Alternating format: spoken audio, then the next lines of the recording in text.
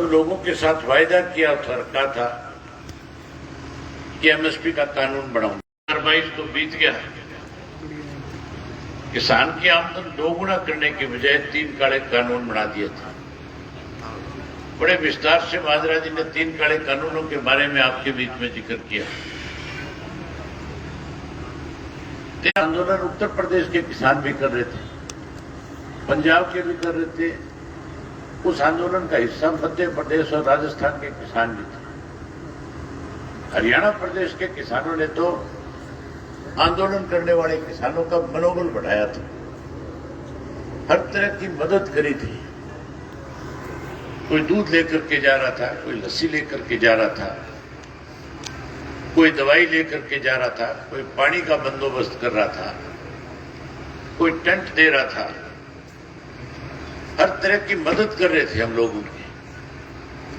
जब यूपी का चुनाव आया तो देश के प्रधानमंत्री को इस बात का एहसास हुआ कि अगर इस किसान आंदोलन को खत्म नहीं कराया गया तो यूपी में फिर भारतीय जनता पार्टी की सरकार नहीं बन पाएगी। इसलिए 13 महीने के बाद माफी भी मांग ली और यह भी कह दिया कि कानून बनाऊंगा एमएसपी का। फिर से एमएसपी का कानून आज तक नहीं बना, इसलिए किसान को अपनी फसल जो है सस्ते में बेचनी पड़ती है। हमारे इलाके में सरसों होती है, सरसा में, फतेहाबाद में, हिसार में, आगे भिवाड़ी, महेंद्रगढ़, रेवाड़ी। आज सरसों जो है लोग काट करके बाजार में बेचने जा रहे हैं।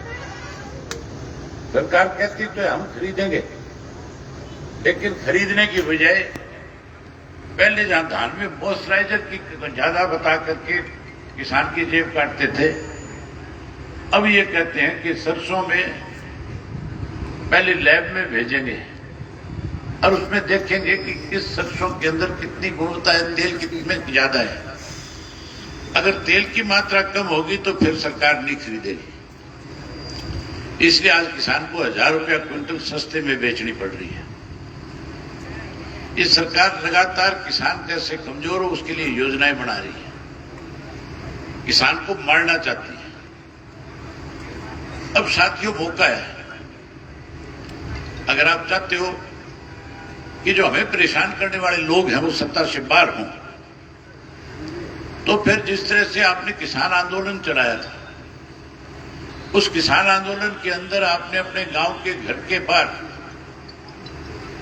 जो गांव का एंट्री था, जहां से गांव में लोग प्रवेश करते थे, मैंने अनेक गांवों के अंदर देखा था लोगों ने बड़े बड़े बैनर लगा दिए थे कि भारतीय जनता पार्टी और जसपा का कोई भी व्यक्ति हमारे गांव में नहीं आ सकता। और इनकी हिम्मत भी नहीं होती थी कि कोई तुम्हारे गांव में आकर के, तुम्हारे से आकर के कोई बातचीत कर सके। यहां तक भी कैमला गांव के अंदर मुख्यमंत्री के हेलीकॉप्टर को नहीं उतरने दिया था। अगर आप चाहते हो कि ये लोग सत्ता से पार हो, तो फिर आपको जैसे किसान आंदोलन के दौरान एकता बनाई थी, उसी तरह से एकता बनानी पड़ेगी। फिर पंचायतें करनी पड़ेगी, आपस में बैठ करके बातचीत करनी पड़ेगी और हर व्यक्ति के साथ छोटा मोटा मनमुटाव है उसको भूलना पड़ेगा, तब जाकर के हम इन लोगों को सत्ता से बाहर कर सकेंगे। इस सरकार बनने के बाद महंगाई बढ़ गई, इस सरकार बनने के बाद भ्रष्टाचार बढ़ गया, इस सरकार बनने के बाद 19 से ज्यादा घोटाले प्रदेश के अंदर हुए। अगर एक एक का जिक्र करूंगा तो बहुत समय लगेगा।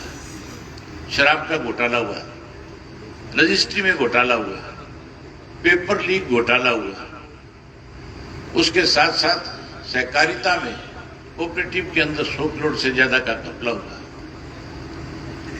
अनेक ऐसे दवाई की जो खरीद थी कोरोना काल के दौरान, उसमें 460 करोड़ रुपए खा गई है।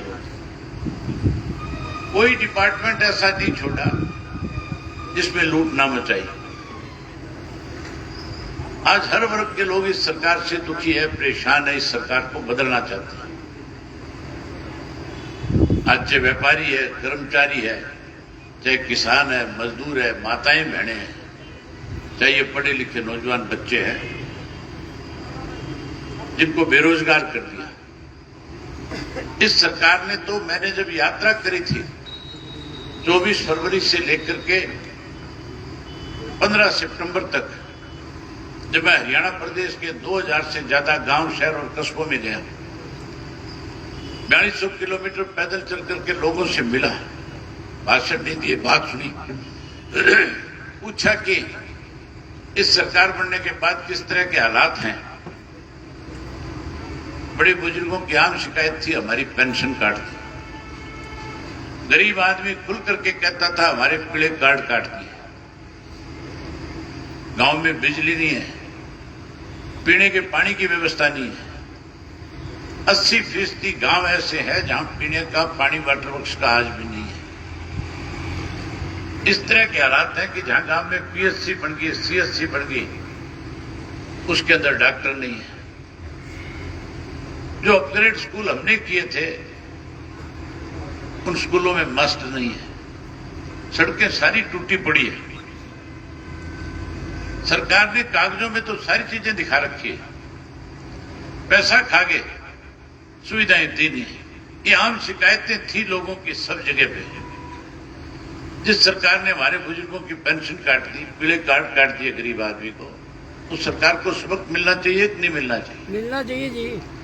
अब ये मौका है, इस लोकसभा के चुनाव के माध्यम से इस भारतीय जनता पार्टी को सत्ता से पार कर सकते हैं। माजरा जी ने बताया था, बात 400 पार की करते हैं। हैरानी की बात है, आपके कुरुक्षेत्र के अंदर भारतीय जनता पार्टी का एक भी ऐसा कार्यकर्ता भाजपा को नहीं मिला जिसपे विश्वास करके उसको टिकट दे दी जाए। टिकट भी ऐसे व्यक्ति को दी है जिसके लिए स्वयं प्रधानमंत्री ने अपने भाषण में ये बात कही कि मैंने सुना था जो तिजोरी होती है घरों में, उनमें सोना और चांदी रखा जाता है, गहना रखा जाता है, पर जिंदर की जो तिजोरी है उसमें तो कोयला रखा हुआ है। प्रधानमंत्री ने कहा कि 40,000 करोड़ रुपए का इसने कोयले के अंदर जो है बेईमानी करी है। यह भी कहा था कि हम इसको कानूनन रूप से सजा देने का काम करेंगे।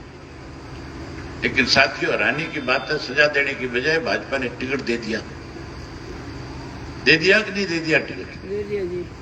अगर ऐसे बेईमान लोग चुन करके जाएंगे तो फिर प्रदेश, देश और प्रदेश तरक्की करेगा कि फिर बर्बाद हो जाएगा? बर्बाद हो जाएगा जी। ये तो बर्बाद करने वाले लोग हैं। इसलिए साथियों, मैं तो आपसे निवेदन करने के लिए आया। कलायत हल्का हमेशा चौधरी देवीलाल की नीतियों को आगे बढ़ाने में आप लोगों ने हमेशा मदद करी है।